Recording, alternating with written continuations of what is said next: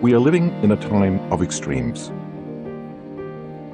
And these extremes are both a reflection of an old consciousness that can no longer survive, and a future consciousness in which planet Earth herself and all of us on Earth are transforming.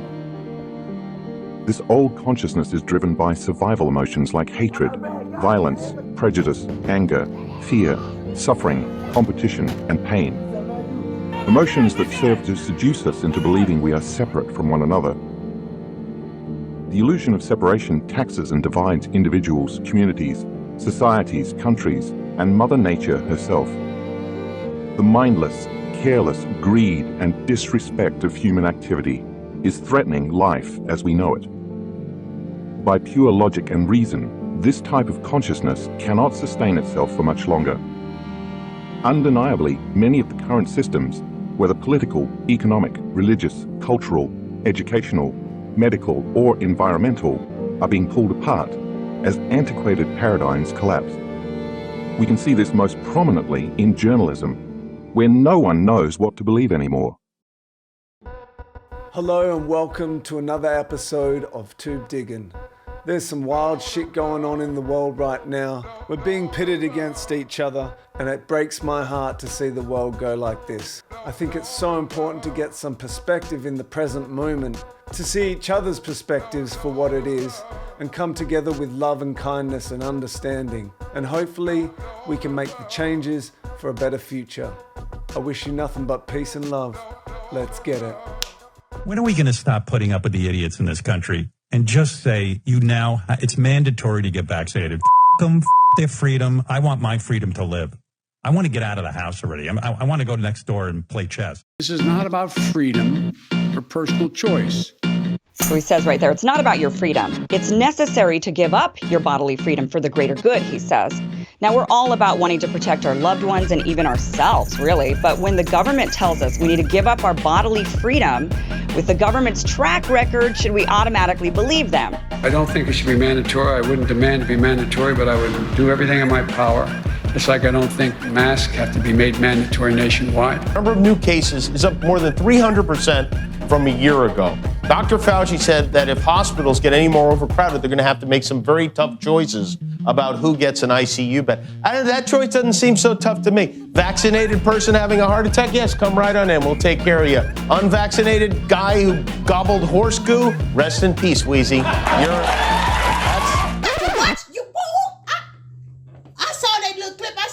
He's crazy. Now that it's really clear to an increasing number of people that the virus is still spreading, people then say, well, you don't have the right to overwhelm hospitals, and that's the issue.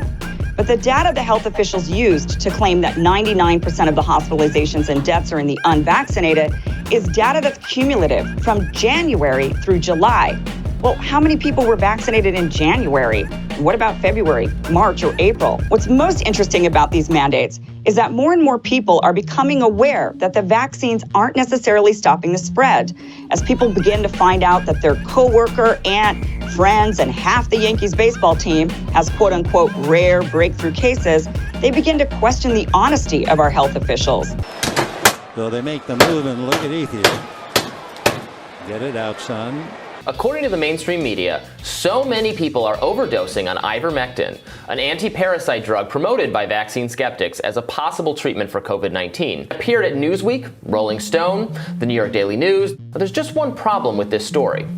It's completely false. This is just part of a trend that we've seen of people believing that if you don't get the vaccine, you actually deserve to die. Jimmy Kimmel, his baby had heart surgery. Baby was gonna die, Horrible. But he parlayed that by working with Chuck Schumer's office and more in order to push for not repealing and replacing Obamacare. We were brought up to believe that we live in the greatest country in the world, but until a few years ago, millions and millions of us had no access to health insurance at all. I think that's something that, whether you're a Republican or a Democrat or something else, we all agree on that, right? I mean, we do. And here's the latest data that confirms that we're still in a pandemic of the unvaccinated. Keep in mind, so when you hear these hospitalization numbers, so 57% of those who have been vaccinated and are in the hospital with COVID had only mild or were asymptomatic entirely. And then how about the unvaccinated? They've been totally demonized by Biden and others. And this study found that 45% of the cases with the unvaccinated were mild or totally asymptomatic since January 21st. A lot of them are in the hospital for something totally unrelated to COVID. So you go in for a broken leg, they test everybody who goes in, they find out you have COVID, and they count in the hospitalization number that is used by the media to scare us all. And I ask you, like, I didn't realize that they were getting paid. The hospitals have a financial incentive to do this. Yeah, so that was from the earliest. The CARES Act, he had $50,000 per COVID patients. For Medicare patients, they would get 20% bonus. The hospitals would get 20% bonus for seeing COVID patients. We've been patient, but our patience is wearing thin. Fool talking about my patience is wearing thin. Who the you talking to? As long as your patience don't get as thin as that hairline, I think we'll be all right. The real hypocrisy is the fact that AOC and her celebrity pals at the Met Gala get to take the night off whenever they feel like it from following pandemic restrictions. That was the appalling sight. Maskless celebrities hobnobbing while the lesser folks kept following orders. The Met's policies state that everyone over the age of 2 has to wear a mask inside. You have to mask your young child to bring them to this museum. For some reason though, really famous people, they get an exception. The Met also requires vaccination, of course. That's consistent with New York City's vaccine mandate, which requires vaccination in a variety of circumstances. Eating at a restaurant, going to the gym, etc. Some people are exempt though. Visiting athletes, performing artists, and their entourages. That's in the law.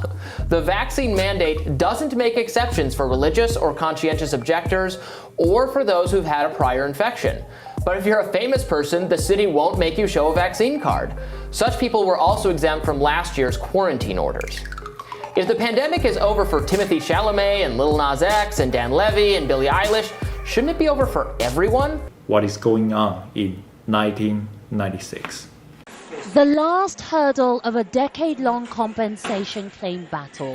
17-year-old Shamsu undergoes a DNA test to prove he's a victim of a failed drug trial by the pharmaceutical company Pfizer that happened 15 years ago in Kano State, Nigeria. 11 children were killed and several more injured when Pfizer tested out a drug called Trovan on 200 children. The drug was supposed to treat a deadly regional outbreak of meningitis. Pfizer agreed to pay $75 million in compensation in 2009. In this agreement between the American government and the vaccine companies, these vaccine companies are immune from any lawsuit, or any injuries or adverse effect caused by the vaccine. No, screw your freedom.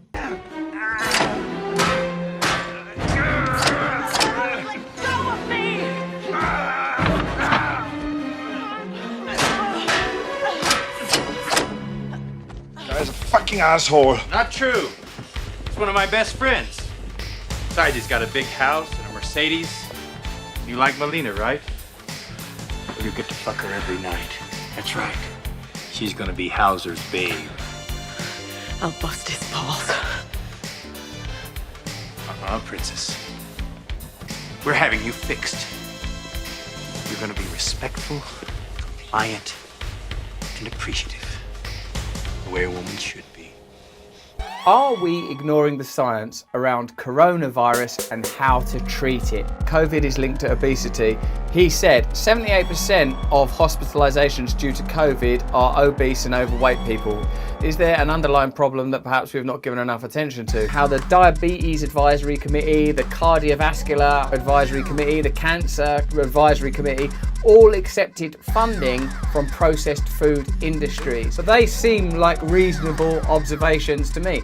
I would never shame someone on the basis of their appearance because it would contravene my strongly felt principle of kindness. Because let's face it, it's a political as well as medical conversation. That, for me, is a big part of the problem here, is we are unable to have normal, fact-based conversations. Do these treatment works? Is there a problem around this? Are there anomalies here? Should we be presenting this information? Is it safe and healthy to do these things for people in this age group? There's so many conversations that are not being had because peculiarly this issue has become politicised. Now, what if we focused on the root cause and used this pandemic as a catalyst for creating a healthier future, he continued. We clearly have no problem with government overreach on how we live our lives all in the name of health. However, we are creating more problems than we're solving. In response to a commentator calling the post fatphobic, Neiman said that was not his intention. He said the post was meant to start a conversation about how we should think about health differently and attack the root causes. Look at some facts and statistics on the subject, and then you decide what you feel, and I'll decide what I feel, and we'll get through life together. A poll states that the majority of adults, 61%, experienced undesired weight changes since the pandemic started. Speaking personally, I put on 10k. I'm trying to lose the bloody thing. 42% reported they gained more weight than they intended. Yep, I'm in that. Of those, they gained an average of 29 pounds. Yep. This is me. I'm the salad guy. I'm the person in the statistics. Am I alone in the universe just doing this at myself? Such changes come with significant health risks, including higher vulnerability to serious illness from the coronavirus. Adults also reported increased alcohol consumption. Nearly 1 in 4 adults reported drinking more alcohol to cope with their stress. I suppose being objective, being open, conversing critically about these subjects means we need to include all of the consequences: economical, medical, psychological, addiction. We need to look at all of the consequences of the pandemic and the way that the pandemic is being treated and handled. We shouldn't be afraid of that. Why has everything become so intense? The CDC says obesity may triple the risk of severe COVID. So there you go. The UK government is cooperating with major food delivery companies such as Uber and Deliveroo to offer discounted fast foods for young people who get vaccinated against COVID. That's one of the stupidest things I've ever heard. Like when Krispy Kremes were giving out donuts with vaccinations. If you strongly believe that the evidence suggests that vaccines is part of the solution to this problem, then simply tell people the truth about it and let people make their own decisions. Transparently communicate information. Don't say we'll give you a chocolate bar. Oh, hi, sweetie. Hi, Mum. Mars. Enough chocolate to deal with anything. This is a wasteland. It's unawakened. It's foolish. This is the time for a wake up. Wake the fuck up. Wake the fuck up. Wake the fuck up. Wake the fuck up. Wake the fuck up. Wake the fuck up. Wake the fuck up. Wake the fuck up. Wake the fuck up. Yeah. This is me saying, can we speak openly and honestly about this topic? Can we communicate clearly without fear of reprisals? Is it possible to hear an opinion you don't agree with without hating that person? If we understood we were of one mind, one organism connected and united through consciousness, we would understand that to hurt another or affect another in any way is to do the same to ourselves. Just imagine then what it would be like if we were all behaving, living, thriving, and operating as one.